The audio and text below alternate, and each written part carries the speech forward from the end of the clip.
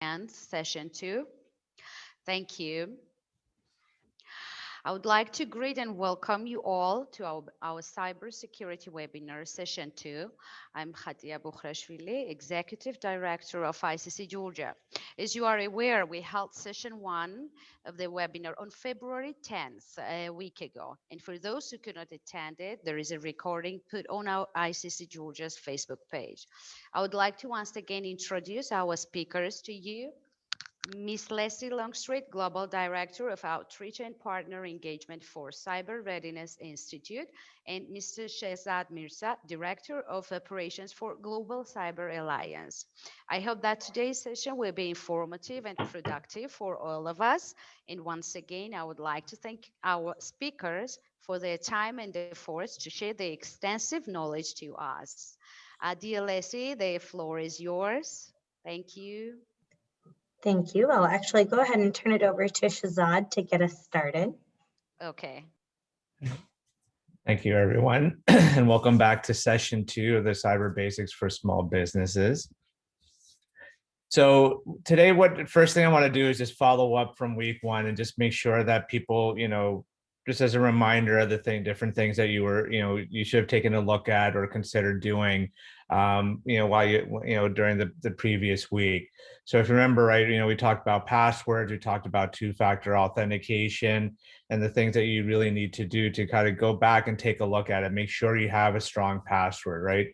Make sure you're using two-factor authentication on areas that you need to apply it on, right? At least email and things like social media and so on. And then just making sure that you take a look at your cyber hygiene in general, right? We know what you have, know the different devices and assets that you have within your environment, because those are the things that you're going to need to focus on as you go through and improve your cybersecurity posture within your environment. So in case we're saying, did you complete your homework? Obviously, we can't check to see, make sure that you did what you were supposed to do and what you should do. But again, make sure you take some level of action after you go through each one of these sessions. It doesn't have to be immediate or right away, but the sooner that you do it while this is fresh in your mind, the better it will be for you and the more beneficial it will be for your organization. So in today's session, we're going to be actually focusing on 2 different items. As you see here, one is going to be prevent phishing and malware. So we'll talk about the different types of viruses and malware that are out there and some different techniques and mechanisms that you can use to actually protect yourself. And then Leslie is going to go into and talk about updating your defense. What are the actions you need to take to make sure that your defenses and your security posture is good? What are some of the options that you have in order to update your defenses? So the first thing here is to talk about is phishing and malware. So we're going to talk about what are these different things and what are, why it's so important to focus on these different items within your organization. So one thing that you have to take into account, this is what we've seen over time and historically, that over 90% of cyber attacks actually start with a phishing email, right? And what is a phishing email? This is where you have an email that's coming to you that is probably looking for various types of information. It could be anything. It could be any, it may not be something that's particularly targeted to a specific individual, but it's something that is going to happen and it's going to come through within your organization.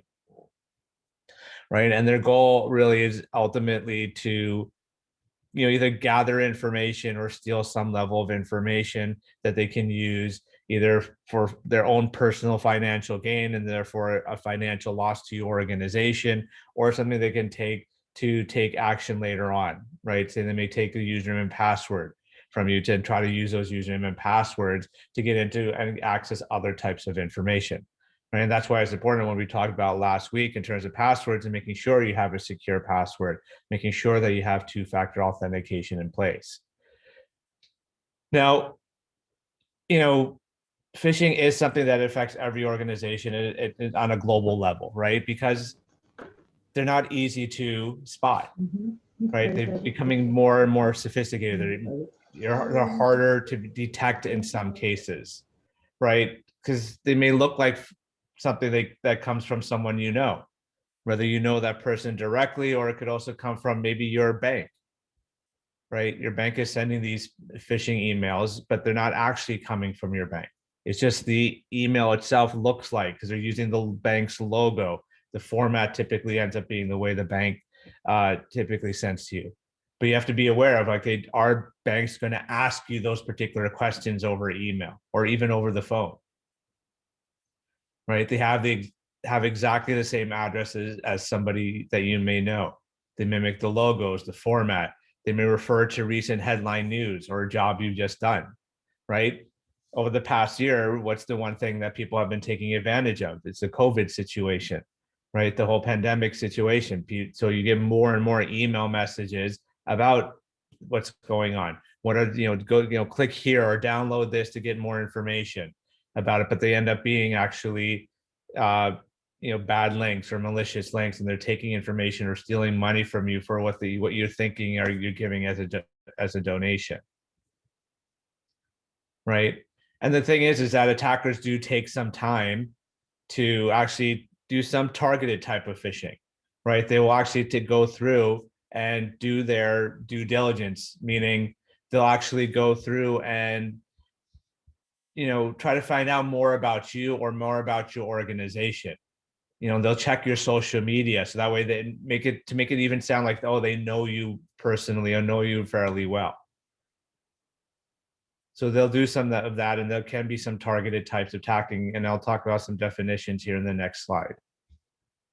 So just be careful with some emails that you get, within your environment. So some definitions. So phishing specifically. So phishing on its own is untargeted, right? They can be from a bank, they can be from, a healthcare organization, but the idea is that they just send out as many phishing emails as they can, and then they hope that somebody will respond, right? So it's in a sense like this actual phishing. They'll just cast out a net and hope whatever fish they can catch within that net, that's what they're hoping for. There's going to be at least one or two, if not more, that they may actually respond back, right? Now, phishing, just so you realize, in most cases, phishing, people think of phishing as an email. This phishing is not just via email. It can actually be by other messages, and they actually give it a different name. So they call it smishing if you get a text message or you're conversing over SMS. They call it vishing if it's over the telephone. So vishing for voicemail, right? Or voice messaging. It's because it can happen over those, right? Because what phishing overall is a social engineering attack, right? They're using their social skills to gather information or collect information or steal information. Then there's spear phishing. Spear phishing is now there's more targeted, right? Because now they're actually putting your name in there. They're putting it, so they're crafting the email that's a little bit more catered to what you are doing or who that you are, right? Because sometimes you get these messages that are marketing type messages, right? That's saying that, hey, that you as your role within this organization may be interested in something like this. Well, how do they know your role, right? How did they find your work related email address? Because it was out there somewhere, maybe on your LinkedIn account, right? That, your LinkedIn account might be public, or your social media account is public, where you put where your job is and what you do for work, right? And then there's whaling, which is highly targeted, right? So this is where they're actually looking for more like a C-level person, so an executive level person, right? So they're actually really doing their work. They're doing research on that particular person, right? They're looking at their social media accounts, they're looking at their LinkedIn accounts, and they're trying to see, okay, what exactly do they do? What are the things that they enjoy? What is that they do on a day-by-day basis, right? Because if they focus and they do it just right with these people who are highly targeted, they could potentially get lots of money, right? If they're attacking or going after the chief financial officer, right? The person who handles all the money, and they can get their username and passwords or their account information and things like that. Hey, look, now they've just made, could potentially make millions of dollars. Now, ultimately, when it comes to these phishing types of emails, the goal is really, again, to steal some sort of information. But in some cases, that these phishing emails will actually contain some level of malicious activity. So some sort of malware that is associated with it, right? Because if you open up an attachment, in some cases, if you click on a link, that opens up something, malicious website, you can end up downloading some sort of malware. So it's important to know what the different types of definitions are when it comes to malicious type of activity or malware type of activity, right? So malware is just a general term when it comes to malicious software. So it's not a specific type of software. It's just any type of malicious software that's out there. So that's considered malware. But then you have specific types. So you have like viruses, right? Viruses self-replicate and they spread via host. They start somewhere, right? Just like a cold or the flu. It starts somewhere and then it spreads by infecting something else, right? So it either attaches to an application, attaches to an email, and then as soon as someone clicks on it or opens the attachment, then the program starts to run. Then there's a worm. It self-replicates. It works on its own, right? So as long as there's some sort of network connection available, like a shared folder, shared files, that's where it's going to start spreading on its own. Then there's a Trojan, right? It doesn't replicate, but what it does is people think it's a legitimate program.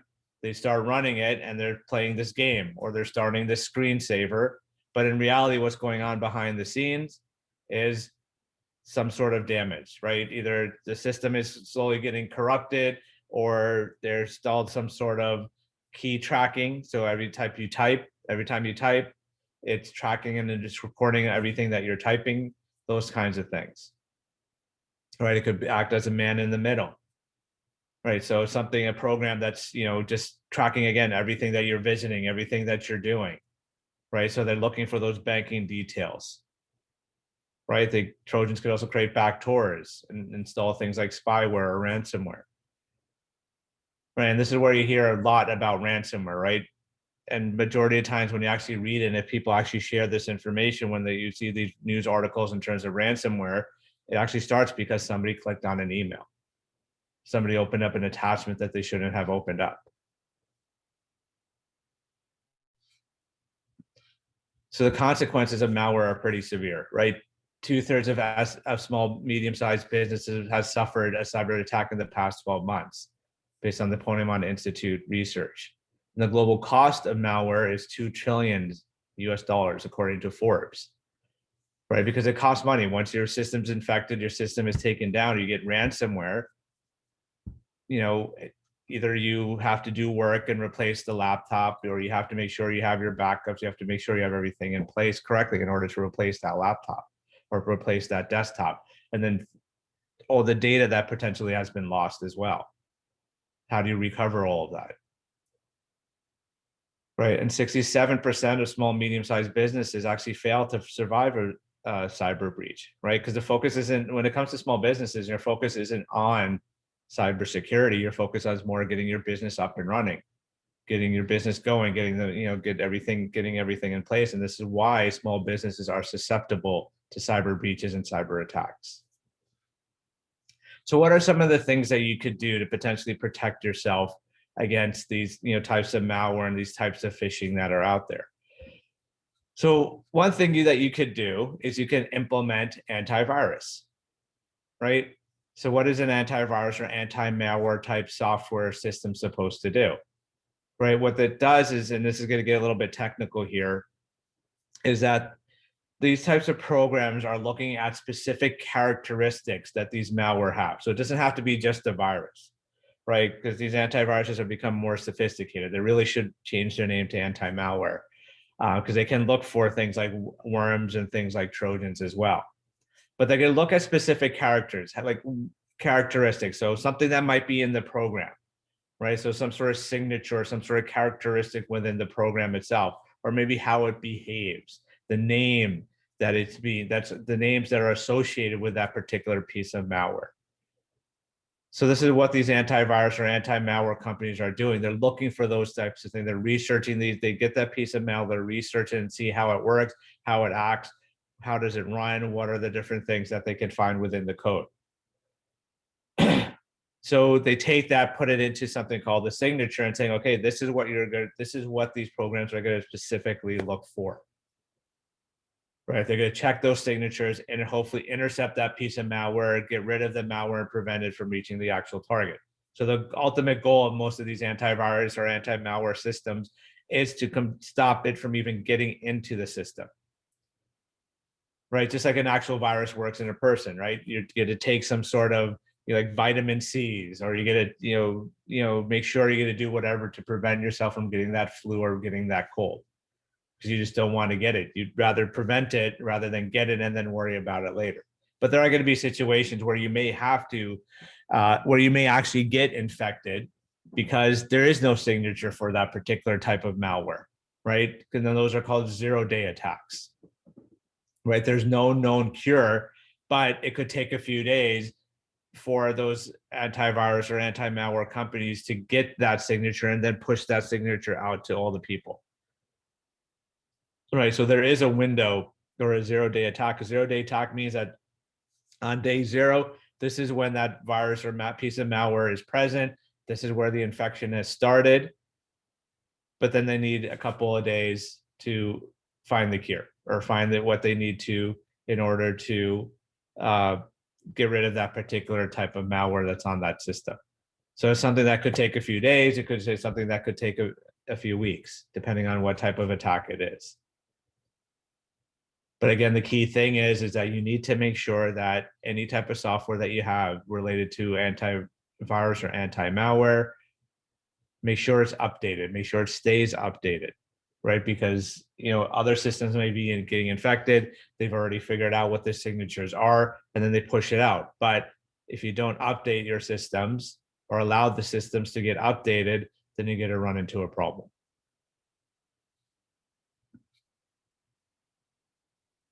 So again, when it comes to preventing phishing and malware, you need to make sure you install or that type of program on your computers, and even on your mobile devices, right? Don't think that your smartphones are safe from any type of malware, right? Phones are being targeted now as a means of stealing information or getting viruses on those machines. Right? There's applications, you download applications, you're supposed to download the application from a trusted source, right? Typically from the Apple Store or from the Google Play Store, whatever, Samsung Store, whatever that you're using, right? And they do a fairly good job of making sure that these malicious applications aren't getting through, but sometimes they do, right? Sometimes they sneak through and the code is altered or the code is being changed, right? And then some people they go to other sources that are not vetted or legitimate necessarily or approved by these companies. So they go to these other locations and download these types of tools. So a lot of these mobile applications could be Trojans, for example. So it's very important that you do have some sort of antivirus or anti-malware software on your mobile device, on your tablets, on your laptops, on your smartphones. Right. And there are a good majority of them that are out there. Just make sure you go to one that's a reputable company. Right. Ensure your devices and accounts are updated. Right. Because a lot of these malware, what they do is they take advantage of vulnerabilities on a system. Right. Whether it's a vulnerability that's already been fixed and just somebody hasn't patched their system, or it's a new vulnerability that they found and they just haven't reported it. So they decided to take advantage of it. So it's important to, as soon as updates are available, test those updates, make sure the update works fine, and then push it out to all of the rest of the systems within your environment or within your organization. Right. So ensure devices and accounts are updated. And in terms of accounts being updated, what the key here is to make sure that have your passwords change every so often, like force users to change your passwords every 60 or 90 days, right? So they have to come up with a new password every 60, 90 days. So it's not changing. It's not the same every single time, right? That protects your organization by doing that and prevents those, if phishing or malware, it has gotten into that device, but you fixed it, you repaired it, but then they changed their password, then hopefully the old password is no longer relevant. Then conduct ongoing user awareness training. Let your people know, right? Because not everyone in your organization is a security expert, right? Not everyone in your organization is an IT expert, so they don't know about these kinds of things, or they may not be aware about these things because this is not their focus. Teach people about phishing. Let them know what phishing is. Give them some example of phishing that that could potentially out there, and what are the key things to look for in those phishing type emails, right? And you can actually, there are actually exercises, there are actually phishing exercises that you can participate in. So there are some tools out there. Some of them are freely available. Some of them are paid services. So, or if you do paid security training, part of the security training that they have out there is to have phishing exercises. And what they do with these phishing exercises is that you give them the list of all your employees. They send a phishing email out to all of them. Then you can see, and it tracks, okay, who actually clicked on it, who didn't click on it, who reported it, who did not report it. So you can take action on that too. So that way you can say, okay, well, here are some employees or some staff that did not click on it. That's good. So that means that they're aware of phishing. They know, they have a good idea of what phishing is and how to handle phishing type emails. But then you have another set of people that do click on it. So those are people that you need to train. Those are the people that you need to focus on and say, look, you're not in trouble, but this is what the situation was. This is what could have happened if this was an actual real phishing type email. And then that's what it will, then they'll have a better understanding of what they did and what, and how to, and what actions they need to take in order to help secure and better the organization. So that's one type of thing that you're able to do. Another type of action that you can take is something called DNS security.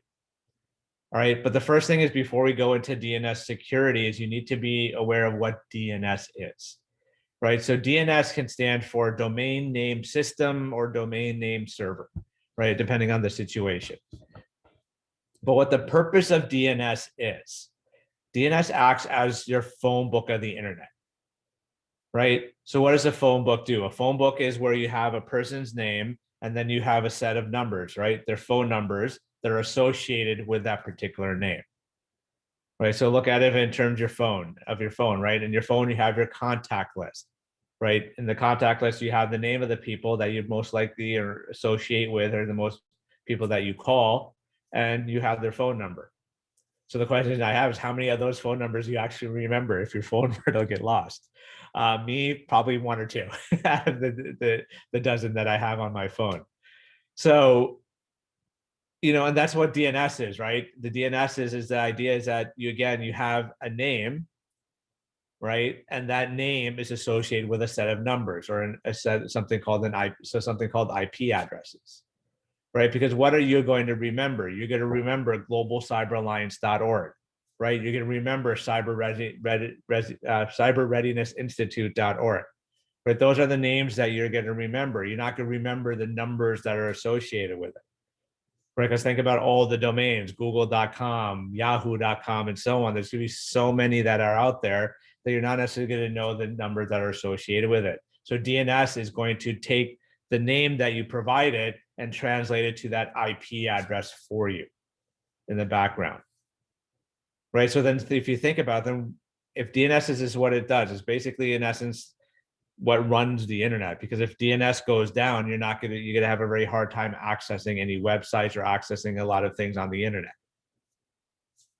So, why not make it secure? Why not do something so that way it protects your organization or protects your environment? Now, who's responsible for a lot of these domain names? These are domain name registrars. So things like GoDaddy, HostGator, these are the sites you can actually go and buy and purchase domains. But when you get a domain, it has to be a unique name, right? So if you've already registered a domain name and you buy your own domain name, somebody else is not going to be able to purchase that domain name. So now you actually own that domain name. And then once that domain name is in place, typically it points to a specific IP address. But it's estimated that of the 200,000 plus new domains registered daily across the globe, that 70% of those may actually be intended for malicious activity. And that's a large number that's actually out there and that's created. So how do you control this? This is up to the registrars really to control it, but for them, it's a moneymaker, right? So if they keep blocking them and blocking these people, then how are they gonna get the money? But then again, this is what the other thing that you have to also watch out for is another set of domains, what they call lookalike domains. right? So instead of google.com, they replace the O's with a 0. So it looks like Google, but it's not Google, right? It's something else. So there are mechanisms and there are tools that are out there that can help protect you against these types of things. One type of tool that's out there is called Quad9, right? So Quad9 is a DNS infrastructure that you can connect your environment to. And when you connect that, it protects you against known malicious domains, right? So therefore, if you have this in place, and it acts like another layer of defense, right? It prevents those computers and devices from connecting to malicious sites or phishing sites, right? So there's actually quite a few that are out there. Quad9 is just one, right? There's also Cloudflare. Google has theirs, right? There's 8.8.8 for Google, Symantec, McAfee, all these different companies have their own tool that's out there that you can use. It's a matter of which one that you prefer. Which one do you want? Like Quad9 provides better privacy, right? They don't sell data. They just protect you. Whereas something like Cloudflare and Google, they can actually take your data and monetize it. So, collect certain types of information and sell it and make money off of it. Right. So there's different things that you can do. So Quad9 being one type of activity that you can to help. So you just basically in your DNS, Quad9 is 9.9.9.9. That's the IP address. You make sure on your routers, your laptops, your desktops, your phones, just put in 9.9.9 as your DNS, and now you have a level of protection that's available to you. There's also an app that you can use. This is only for Android currently. I believe they should be in progress of developing an iPhone app, or if not, if they haven't completed one. But as far as I know right now, there's an Android app only. So you download the Quad9 Connect app, just make sure it starts running and leave it running in the background. And now you're, again, protecting your phone from malicious websites, and you're maintaining web browsing privacy as well. So when it comes to preventing and phishing malware, again, just some homework and hands-on activity. Check your systems. Make sure you have antivirus on there. Check your mobile device. Make sure you have some sort of antivirus or anti-malware protection. If you don't, get it on there, right? You don't have to necessarily pay for on the phones. There are some free ones out there, and then you pay for some of the extra type of things like anti-theft and such. If you want to pay for that, that's your decision, but at least have something running on there to protect yourself from the malicious type of activity. Configure Quad9, right? So, put it on if you go to the Quad9 website, it tells you how to do it on a Windows machine, how to do it on a laptop, on a Mac operating system, right? Configure Quad9 on your routers. So that way, if you do it on your routers, and technically now you're protecting all the devices that are going through that router.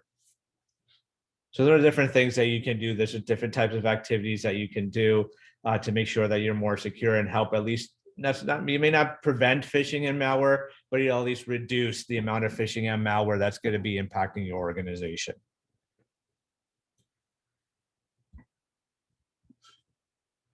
All right, so I'll keep an eye out on the chat for any questions that you may have. So feel free to type any questions. But just for time's sake, I'm gonna pass this on to Leslie to talk about. Oh, sorry, Leslie, to talk about update your defenses. All right, thanks, Shehzad. We can go ahead and move to the next slide. But as Shehzad was mentioning before, preventing phishing and malware is important, and just reducing the number of, or the chances and the risk of that is really important. But let's say you do happen to click on a link or a malicious link, the chances of that being able to execute, or whatever malicious link or program that is running on your machine being able to execute and cause real damage, comes down to having your defenses updated. And that means having your software updated. And as you can see here, 60% of the breaches in 2019 were linked to a vulnerability where a patch was available but not applied. So that basically means that when you get that annoying little update that maybe takes 15 minutes to have your computer restart, that is saving your computer from known vulnerabilities that are out there. And once a patch is released, hackers know that a lot of people wait to patch their machines, and then it opens up a huge window for the hackers to get in and win, basically. I don't know if you all remember WannaCry from 2017, but that basically shut down a huge portion of businesses and all across the world because of, I believe, Shehzad, you can correct me if I'm wrong, but I believe it was a Windows 10 vulnerability that patch had been released for, and a lot of people either did not have the capability to update their system, or they just did not update their system. But either way, that caused a lot of issues that could have easily been prevented with patching. So as you can see here, cyber criminals look for weaknesses and flaws known as vulnerabilities that can be used to gain access to systems or spread malicious software. Malicious actors can gain access to your company's financial accounts, your customers' data, and can basically just cause your company to not have business continuity. So it can really, really mess up your business systems.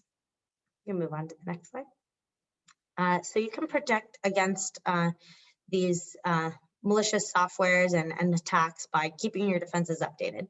And that means not only updating your software, but updating all of your devices and keeping your passwords updated as well, as Shehzad mentioned before. So these updates are released regularly. Tuesday is often a day that these patches are released. I don't know if that's still the case, but they used to call it Patch Tuesday.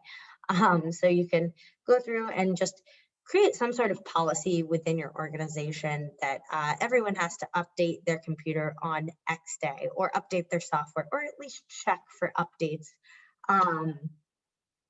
for their software. And Shehzad just posted in there that Patch Tuesday is Microsoft's day for releasing updates. So just make sure you are within your organization creating some sort of consistent policy that requires people to go through and update both their software, their computers, and as Shehzad mentioned before, it's generally good practice to change your password regularly as well. So creating policies around that helps keep everyone on the same page. So another easy way to make sure that your system is updated is to enable automatic updates. Oftentimes these are automatically enabled, but you can go through and it'll give you the yes or no option of getting the notification for updating whenever there's one available. Just make sure you turn that on, not only on your computer, but also on your personal device. It really just makes it easier and more top of mind if you're getting a notification about updating or restarting your computer.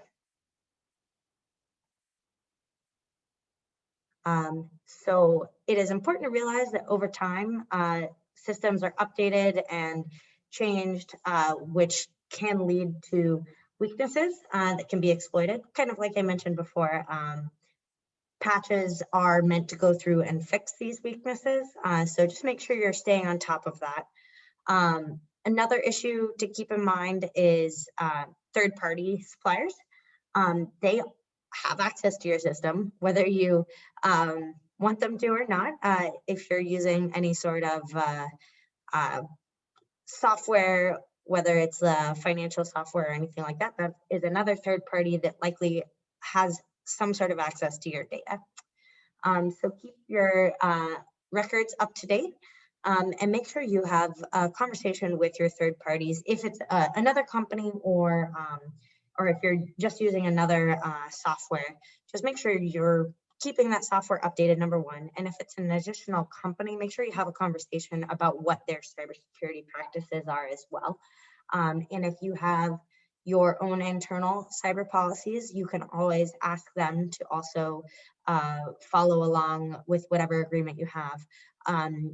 Require them to be on the same schedule as you are as far as updating their software and things like that. but it's just extremely important to keep everything up to date. We can go to the next slide. So let's say for some reason your data is hacked or you do suffer a ransomware attack. There are a lot of ways that you can still move forward with your business operations.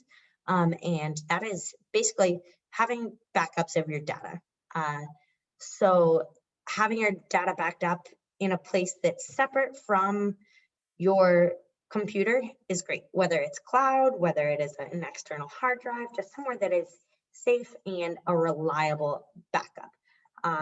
Because if you say you live in Florida where there's hurricanes regularly, if you had an external hard drive that you, I don't know, keep in a safe in the basement, but basements are not really a thing in Florida, but it's prone to flooding. So that would be a terrible place to leave your backed up data.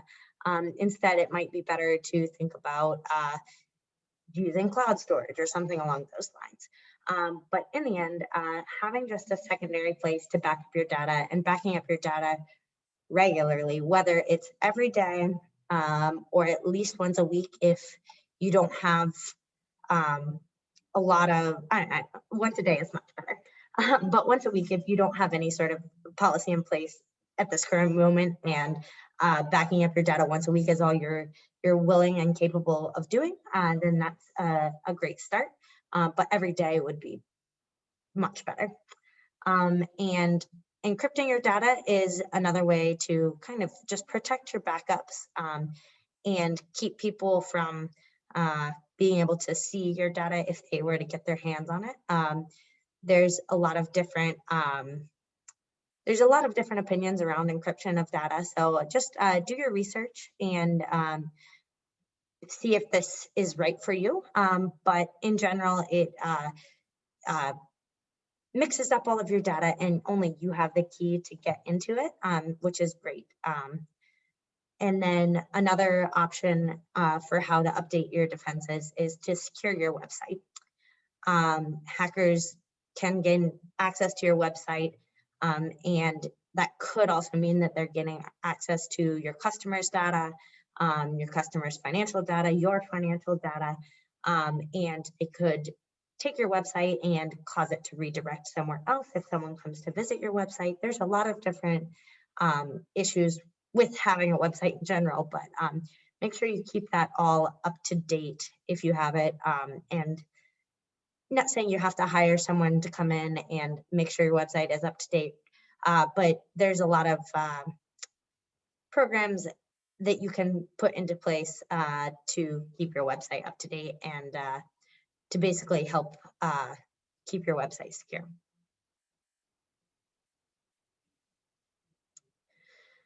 So for hands-on activity and homework, go through and update all of your devices and systems. Enable encryption for your Windows and Mac systems, and that's basically encrypting your hard drive. Shehzad could maybe go into a little bit more detail on that if anybody has any questions on that. And you can also conduct a scan to test your website security. That's kind of one of the examples of outsourced programs that are available to test your website security. And just one other thing that I would add to this is create a policy for your organization around the updates of the devices, systems, and accounts, and a policy that will work for your organization, whether it is updating all of these things once a week or every day or checking the updates every day. Just talk to your employees and see what works best for them and how their workflow week to week goes. And I'll just pause here to see if anybody has any questions about what I've covered and what Shehzad covered before.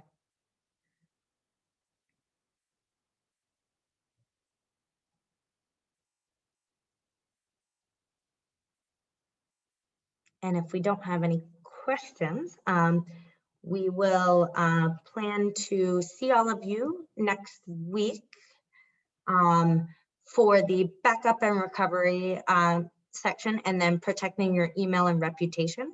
So that should be a pretty interesting session.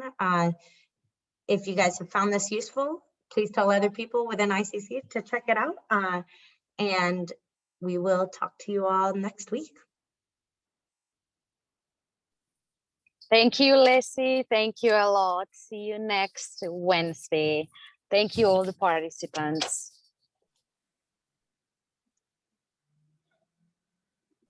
Thank you for hosting.